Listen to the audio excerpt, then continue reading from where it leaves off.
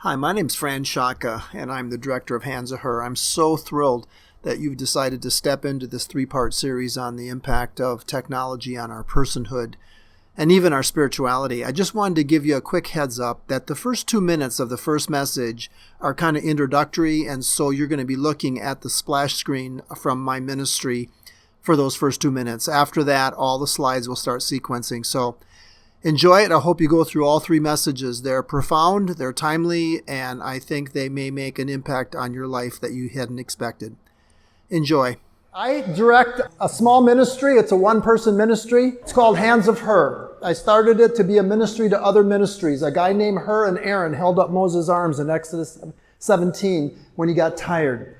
And the folks that do ministry, the campus directors on your campuses, Mark and the regional directors and the people in churches, the two men that stopped me in the parking lot when I was out praying for you and asked me what I was doing, and they prayed for me. They're pastors. They're here on a conference.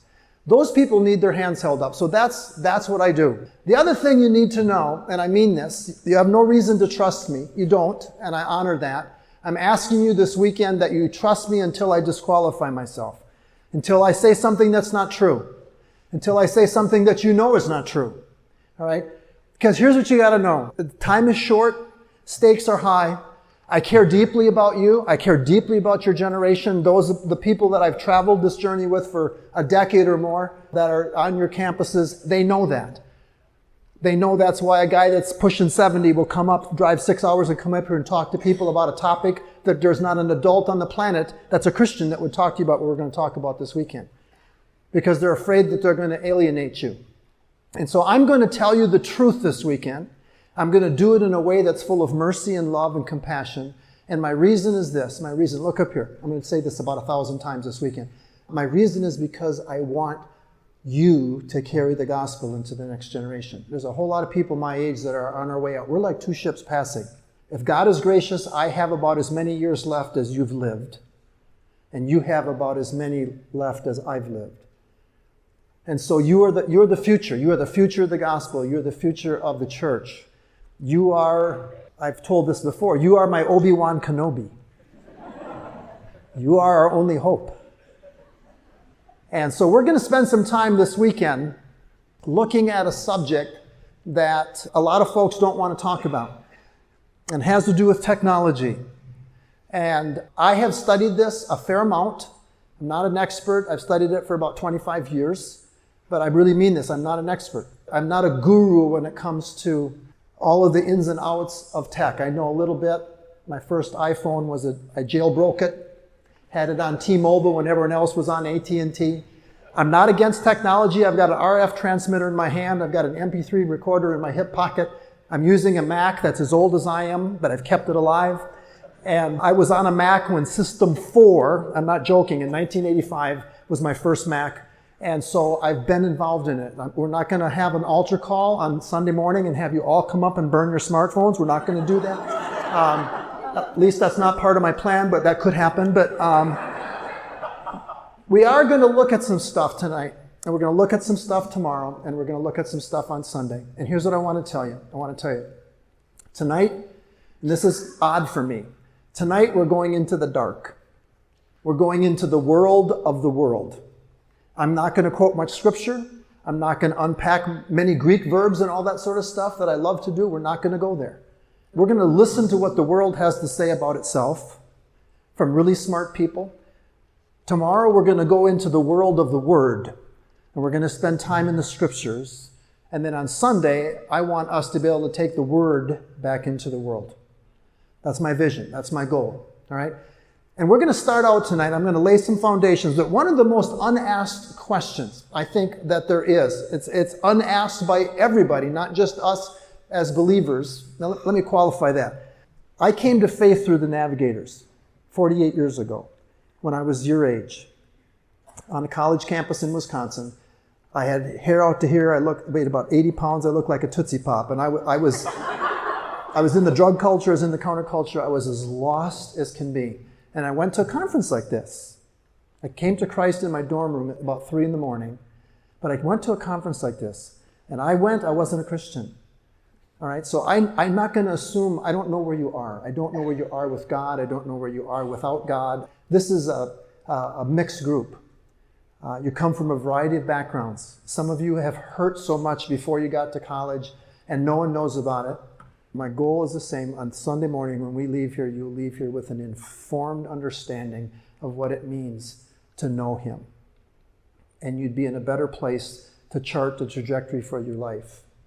Okay, but one of the most unanswered or unasked questions probably that there is, and it's one that you and I are going to look at tonight, is who am I listening to? Who am I listening to? In other words, who has my ear? You know, there's a verse in the first Psalm that says, "Blessed is the man who walks not in the counsel of the wicked, or sits in the seat of mockers, or stands in the way of sinners." Who has my ear? Who am I listening to? Who's shaping my values? Who's telling me what's important? Who's telling me what's not important? Who's telling me what's good and harmful? Who's telling me what's beneficial? Who's telling me how to set my life in a direction? Where are you getting your guidance? Is life a choose your own adventure? Do you get to pick how it ends? Do you get to pick who's in it? And so on. And there's a whole bunch of places you can get it. You can be listening to social media, which is really what others think about you and think about me, and which is based mostly on what I put out there or what you put out there. So we're kind of in charge of what other people think about us, or so we think we are, all right? And there's so many promises. There's so many different avenues where social media can speak for me. I can be a viral sensation. I can have 1,000 or 2,000 or 3,000 followers. I can have 500,000 views on whatever. And I can develop a sense of celebrityism. And so my understanding of who I am as a person then comes from what other people say about me. There's other kinds of other people too. There's researchers. And I'm just going to tell you this. I'm really loaded for bear on this. I'm a nice guy, but don't push me on this because I will bite. All right? Who are you and I going to listen to when it comes to who we are as people? There's a whole variety of people out there, my age and younger, that are studying generations. They're studying you. And they take birth years. And they say the things that characterize people that belong in those birth years, that were born in those birth years. And there's a big debate on what to call you guys. Are you Generation Z? Are you iGen? Between you and me, I think Generation Z is the dumbest thing I've ever heard in my life. I mean, where do you go from there? Double A? That sounds like a battery, you know? But the statistics, the research on you says that you are a fearful generation. That safety is your prime concern. That sex and pregnancy and all that stuff is down in your generation because you don't want to take the risk. Now here's what I want to ask you, and I want you to listen to my heart here. How long are you going to let a bunch of adults, people like me, who do research, or a handful of social media conglomerates tell you who you are? How long are you going to let your private information be taken and then sold to marketers so they can take your money? When are you going to push back and say, that's not who I am? That's not who I am. I am not what you say everyone else is. I want you to have a sense of identity that's strong enough to carry you all the way till you breathe your last breath. And as an old guy who's at the end of time, I've come to understand that it's really important which voices I listen to. And there's a really old guy. I mean, he's been dead so long, he's really dead.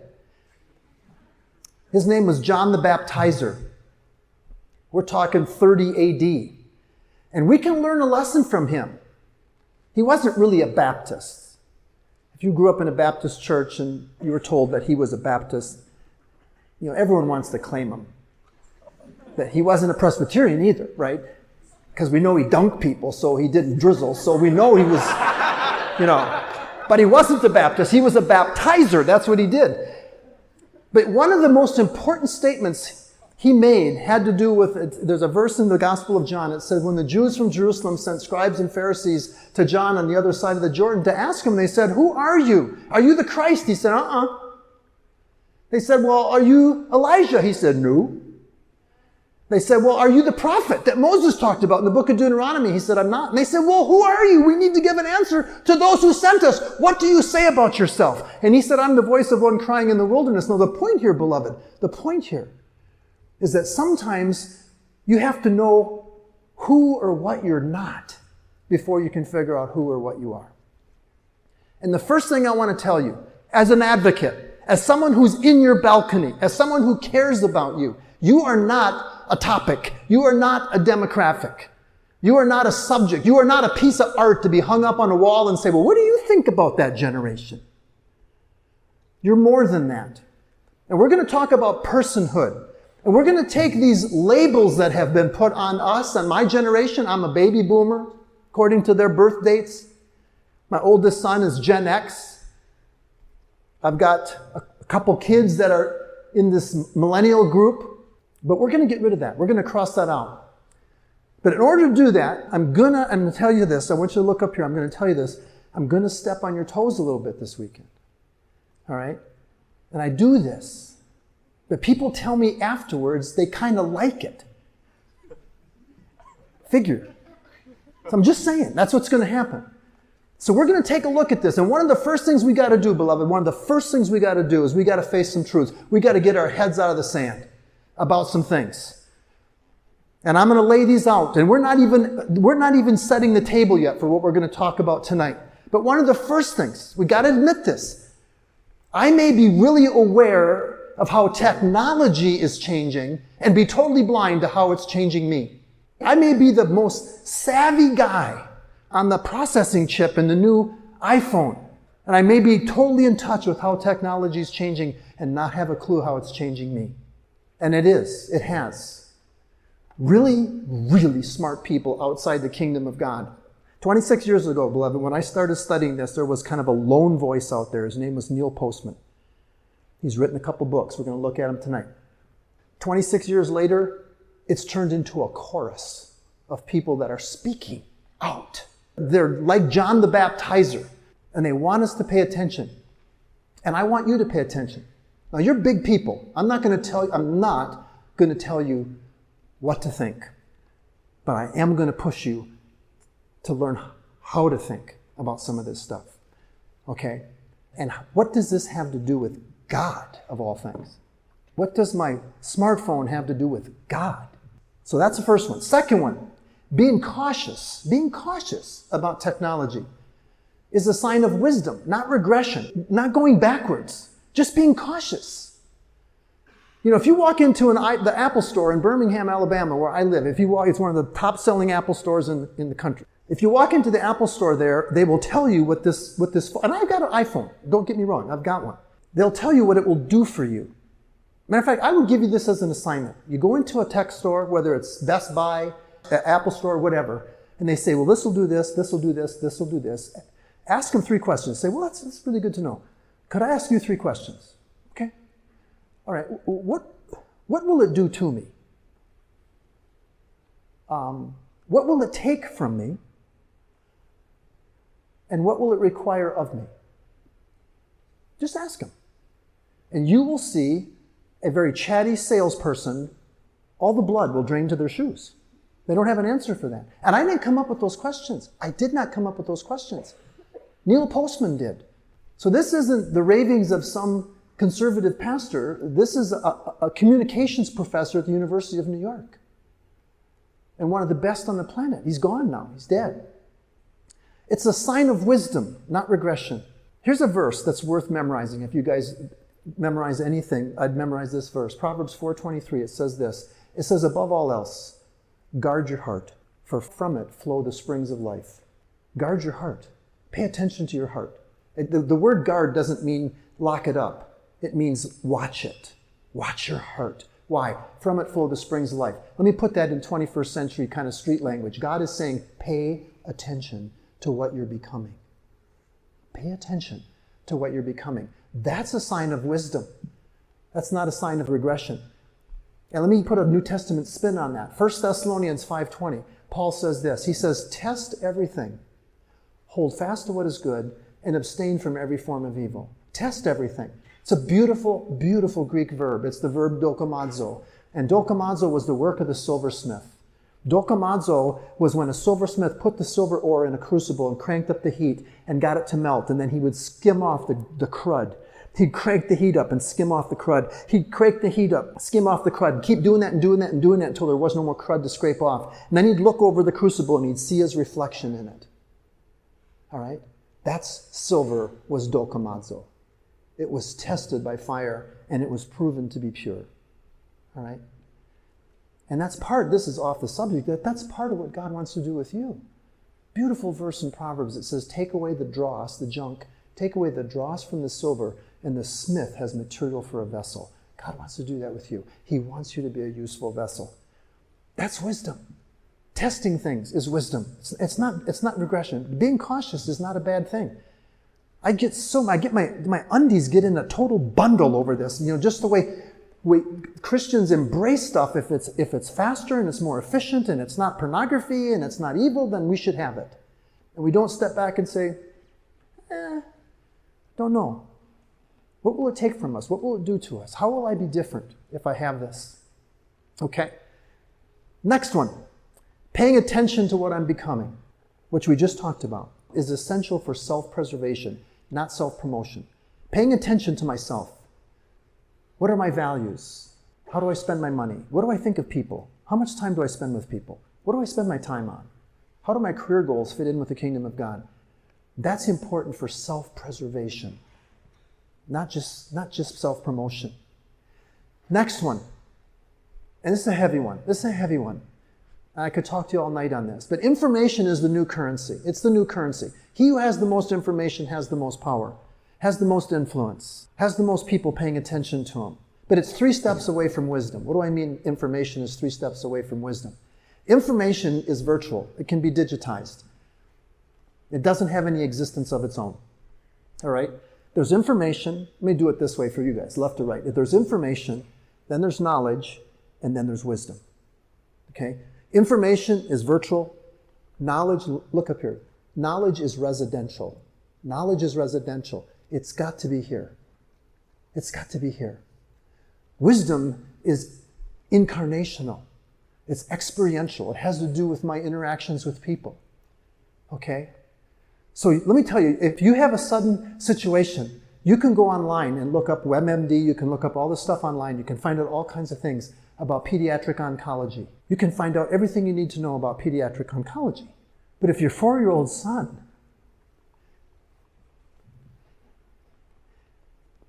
is diagnosed with a rare form of leukemia that only 30 kids in America have, you can gain some knowledge.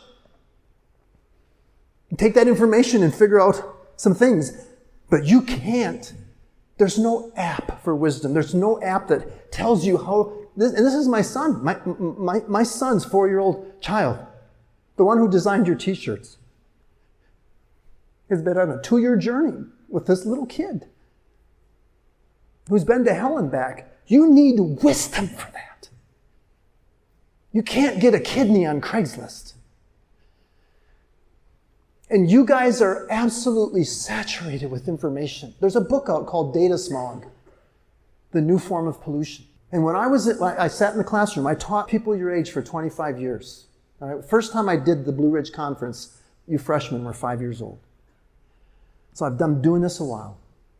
And I've watched the change take place in my classroom where knowing something went from owning it to knowing where to find it and how to get to it. And I'm telling you as Christians, if you are, if you're not, this is still important. I'm not sure what's coming, but I don't think it's good for us as believers. I think the party's almost over. But you're going to need to know God.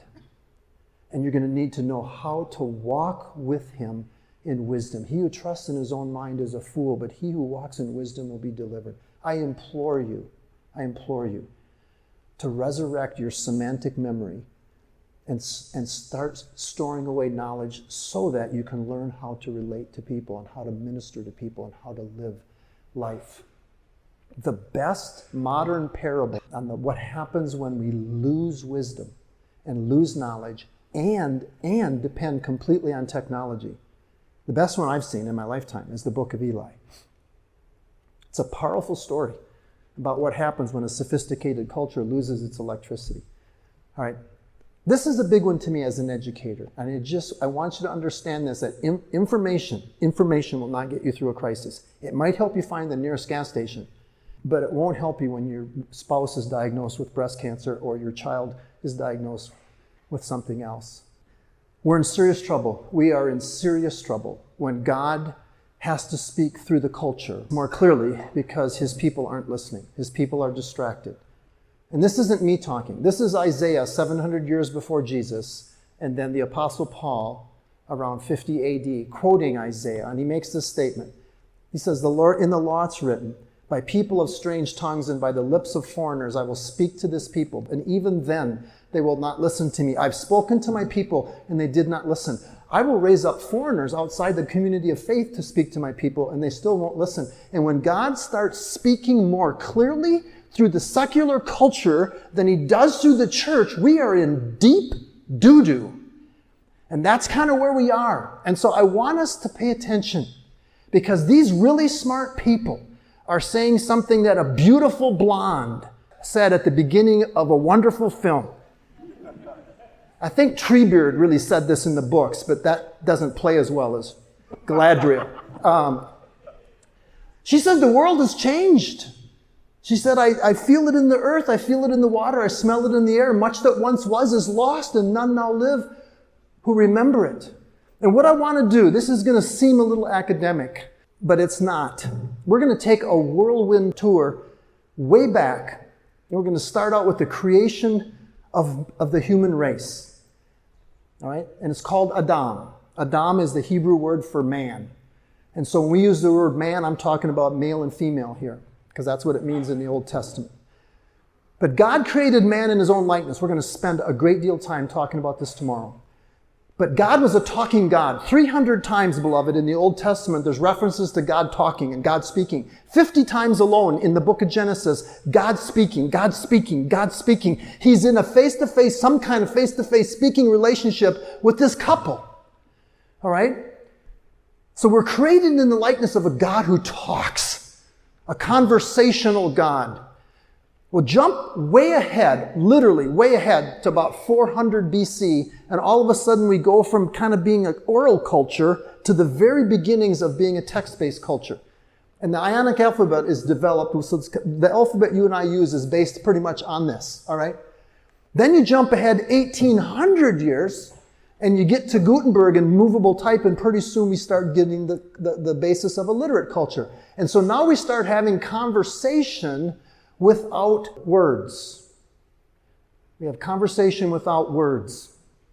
Then you jump ahead about another, 400 years, and all of a sudden we got the beginning of texting. A guy named Samuel Morse invents a thing called the telegraph, and they use Morse code, which is kind of like texting with the flip phone, all right? So they invent Morse code, and the day that the last stretch of telegraph cable was stretched from New York to California, the day that it was completed, the Pony Express went out of business.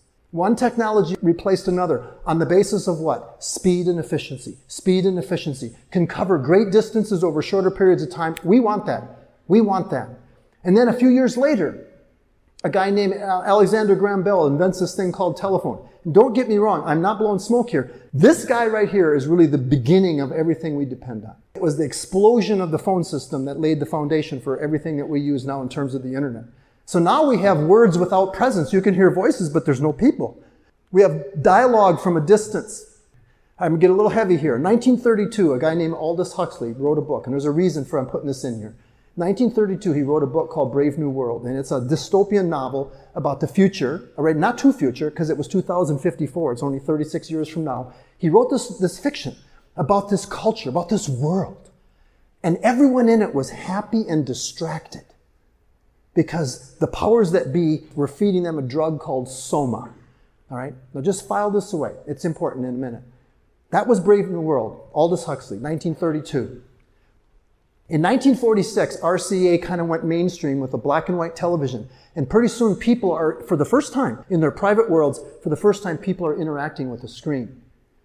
And if you looked at the living room couches of a lot of American families, most American families, there was a kind of a white glow coming off their faces. Does that sound familiar? And they popularized this. 1946. 1949, a guy named George Orwell wrote a book called 1984. And in it there was a person called Big Brother. And he was the head of a thing called the Party. And it was illegal and wrong to be an individual.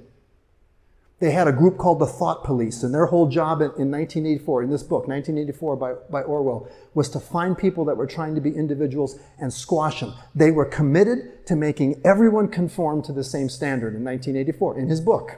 All right, in his book. Something happened in 1973.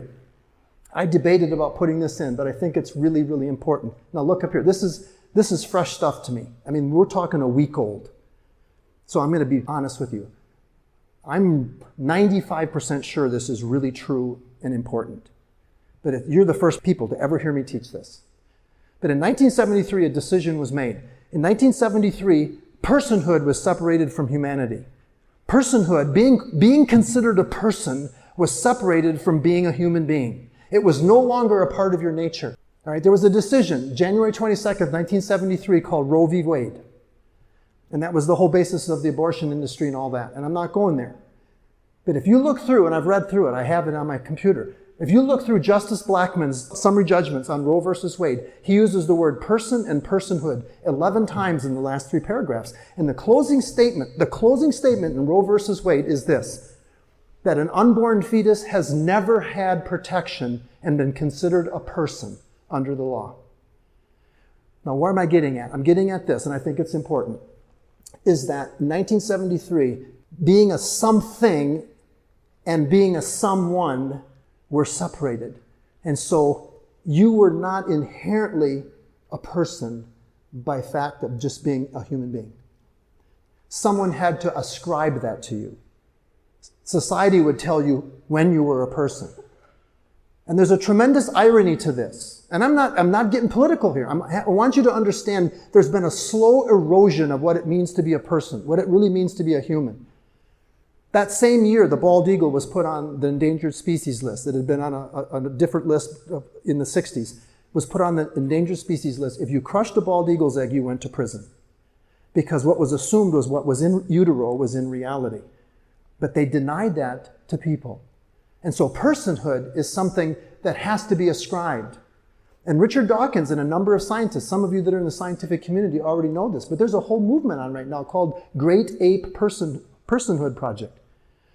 They want to ascribe personhood to chimpanzees and great apes because then they'll be legally protected. All right? No, there's all kinds of political ramifications, and push that aside. This is not a political statement. This is a statement about an assault on what it means to be a person.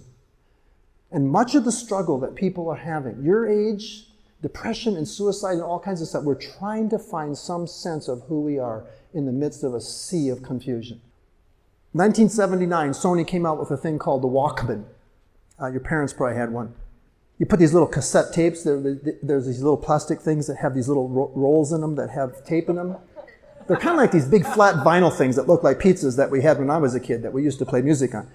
Although they've gotten to be sexy again. But you put the cassette tape in this thing and you could walk around and you had a little set of headphones on, more or less. They certainly were not Beats, but they were headphones. And you could take your music with you. Mobility and entertainment all of a sudden became available. All right? 1984, hear that word? Is your semantic memory working? Did you get that?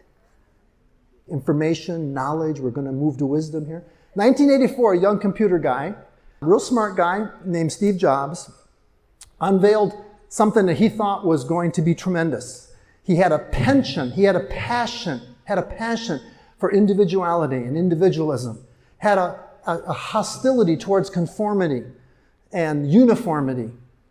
And he believed that he was going to deliver people, now listen to me, I'm not playing games here. He believed he was going to deliver people from a life staring at a screen, which was a TV in 1984. And so they did something. During the Super Bowl commercial in 1984. Today we celebrate the first glorious anniversary of the Information Purification Directives. Created for the first time in all history, a garden of pure ideology, where each worker may bloom, secure from the pests of their contradictory reports. Purification, of course, is more powerful a weapon than any fleet or army on earth. We are one people, with one will, one resolve, one cause. Our enemies shall talk themselves to death, and we will bury them with their own confusion. We shall prevail. On January 24th, Apple Computer will introduce Macintosh. And you'll see why 1984 won't be like 1984. There's a great deal of irony there. A great deal of irony. To be delivered from a life of staring at screens and be conformists. So that came out in 1984. 1985, Neil Postman released a book called Amusing Ourselves to Death, and it had to do with America's obsession with television.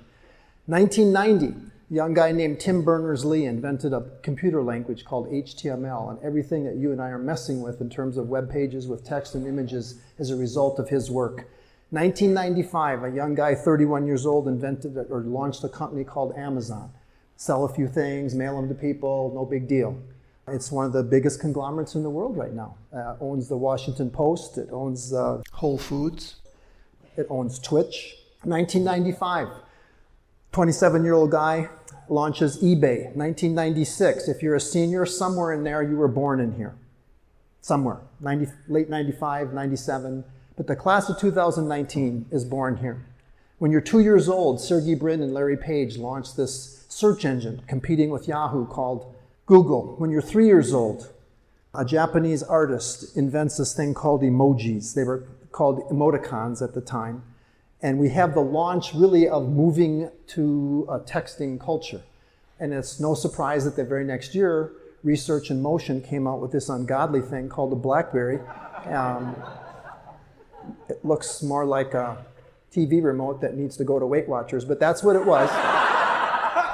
And so people started texting, and man, if you had a BlackBerry, you could afford one, you were sexy. You guys are about 3 years old at this time. 20-year-old guy, when you're 8, launches a very small startup called Facebook that has had some moderate success. All right, when you're 28-year-old Stephen Chan, when you're 9 years old, YouTube hits the thing. Jack Dorsey, Twitter comes out when you're 10 years old. When you're 11, the world tilted because touch technology became standard. So for those of you that are graduating and you were around 11 years old when the iPhone was released, if you're a freshman, you were about 7. But for all intents and purposes, there's never been a day in your adultish life that you haven't had touch technology. It's changed everything. 27-year-old guy, a few years later, Instagram hits, Snapchat hits in 2011. 2011, again, Siri is introduced, and this is huge. Artificial intelligence now is in our pockets, and we find ourselves talking to our phones rather than talking into our phones. You get to, you're 15 at the time, okay? Twitch is launched, and this is something I didn't see coming, but a time where people would pay money to watch other people play. Virtual games, not real games, but virtual games. So you're about 15 years old, multi-billion-dollar platform. Alexa comes out when you're 18 years old, you're 20. Google Assistant comes out, and here we are in the present. There's a guy named Tyler Blevins. Some of you probably already know him. His screen name is Ninja. He makes $530,000 a month playing Fortnite in his home. And I put down here that this is the birth or the launching of a virtual man. And I'm not throwing Tyler under the bus. I've watched my grandson play Fortnite, and it's, I can't even keep up with his fingers. You know, I'm still working on getting a doorbell right, and he's got all this other stuff going. But there's been a change in the sense that there's a man that's being paid to produce nothing. There is no goods or services. There is nothing that has any real existence that's coming out of it, and he's being paid $6 million a year. And it's not like I want $6 million a year. I'm saying, you know, the universe has shifted. And people look at that and say, well, that's just. No, it's not just. you understand where we've gone and where we've come, we've got a whole lot of stuff that we need to look back on, all right? So, the world has changed. Yeah, got that.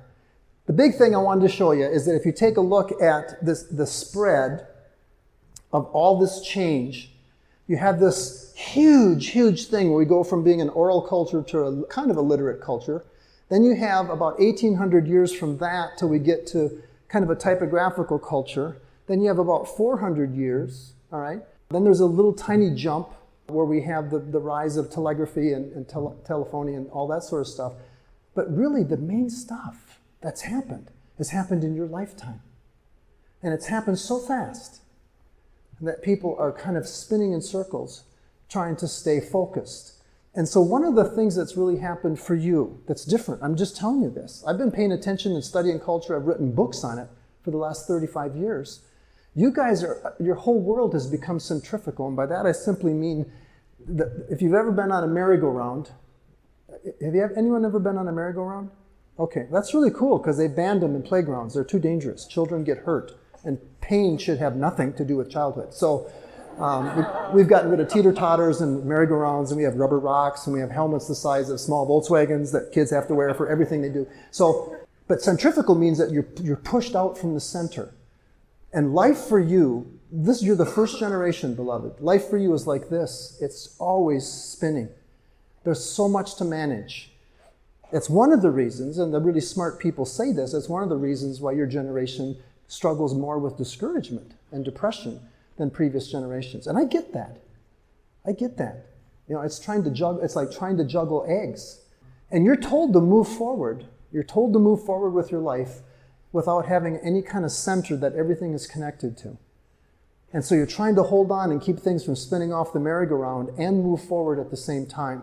And people outside the community of faith are saying some stuff to us, and they're deeply concerned about what's happening to us as persons and what's happening to us as a race of people.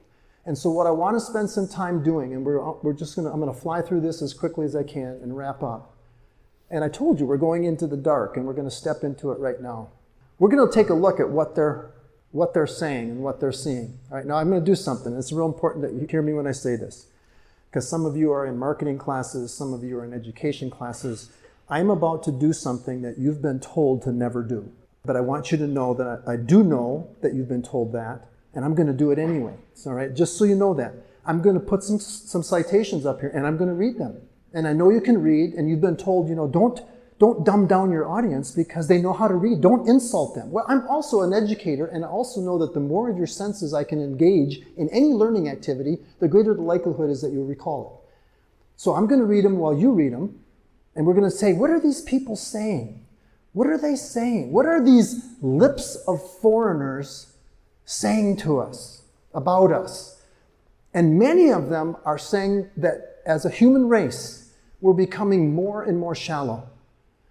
We're becoming more and more shallow. Look at this statement from Amusing Ourselves to Death. Now, beloved, this is 1987. Orwell's 1984. Control Society. Huxley's Happy and Distracted Soma, all right? What Orwell feared were those that would ban books. What Huxley feared was that there would be no reason to ban a book, for there would be no one who wanted to read one. Orwell feared that the truth would be concealed from us. Huxley feared the truth would be drowned in a sea of irrelevance. Orwell feared we would become a captive culture. Huxley feared we would become a trivial culture. I've got book title after book title after book title of people that are saying that, this is serious. Chris Hedges has written a book called Empires of Illusion, and he believes that we are slowly becoming a soft culture, a culture that can't handle pain, can't handle difficulty, personal difficulty, gets offended when people say things to us that we don't agree with, that we pull away from conflict, we pull away from disruptive ideas, we draw back from genuine dialogue because I don't like what I'm hearing. I don't like what you're saying. I don't agree with what you're saying. I would rather escape someplace where it's safe. And he says that we're becoming a culture that's more concerned about recreation than reality. Here's what he says. He says, the more we sever ourselves from a literate, print-based culture, a world of complexity and nuance, a world of ideas, for one informed by comforting, reassuring images, fantasies, slogans, celebrities, and a lust for violence, the more we are destined to implode. As the collapse continues and our suffering mounts, we yearn, listen to this, we yearn like World Wrestling Entertainment fans or those who confuse pornography for love, for the comfort, reassurance, and beauty of illusion. The illusion makes us feel good. It is its own reality. The worse reality becomes, the less a beleaguered population wants to hear about it. He says we're becoming soft. We're becoming a culture that can't handle disagreement and pain. They're also saying, and this is true, I know this is true, that we're becoming a culture that relates face to face less and less. And we're going to talk tomorrow about why this is such a significant thing. All right, Brett Robinson wrote a book called Appletopia, The Religious Imagination of Steve Jobs. It's a wonderful book, and here's what he says. The age of electric media is the age of discarnate man, persons communicating without bodies. From the disembodied voice on the telephone to the faceless email messages, electronic communication trades human presence for efficiency. And we are, beloved, we are becoming a race of people, a culture of people that relates pixel to pixel more than face to face. You see it in the store. My wife and I have gone out on a date every week for 43 years, and we go out to eat, and it's just heartbreaking to see people. And I'm just telling you this. I don't know a person our age that's picked up an iPhone that hasn't consumed them. And truth be told, I think people in their 50s and 60s are on their devices more than you guys are. Some of you know that to be true. But we're losing the ability to communicate. I have to tell you this. I have to tell you this based on some stuff in my own family that the people that know me well know exactly what I'm talking about.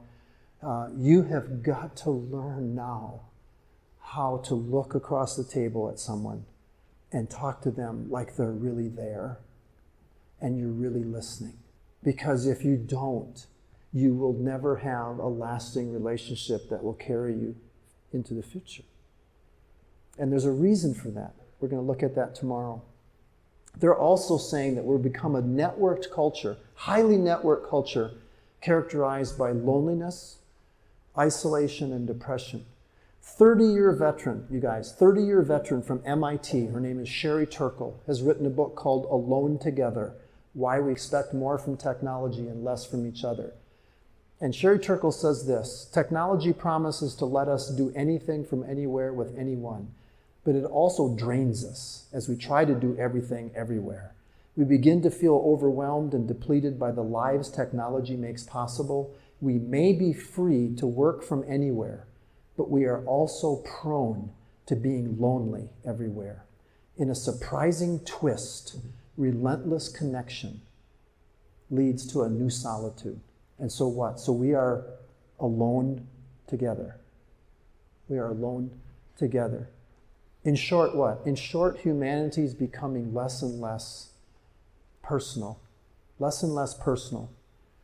Maggie Jackson has written a book called Distracted, and this is my last quote. So who are we becoming as we play God to the machine and face a future of sharing our earth with mechanical creatures that we can create, love, and nurture?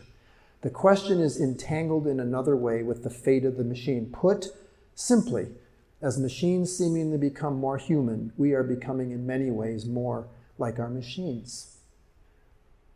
And I could talk to you for the rest of the night and all day tomorrow about a bunch of stuff that most of you aren't aware of that's happening in the area of sex and robots and people trying to get laws passed that you can marry a robot. And you think I'm crazy, but it's redefine personhood.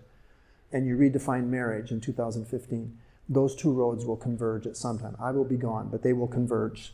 As outlandish as it seems to you, they will converge. All right, so let's take a look back real quickly. We're going to take a kind of a summary. Some of the things that we've been looking at, all right? We're devolving. We're not evolving. These are smart people. I'm not talking, this isn't me talking here. This is these other people. We're devolving into a species as we become servants to the toys we think we've mastered. We become servants to the toys we think we've mastered. You know, if it chirps, vibrates, or rings, or lights up, it draws my attention. There are people in this room, I'm telling you this because I love you, there's people in this room that cannot sleep if your phone's not in your room. Cannot sleep if your phone's not under your pillow. Can't live without it. And when we get to that place, if a person couldn't live without a substance of some kind, we would say there's an issue there. And I do this. I am not up here talking to you down there. We're in this together. All right? But, I mean, do you find yourself reaching into your pocket to take your phone off for no apparent reason? Has that ever happened? Or reach into your purse and take your phone off? Why is that?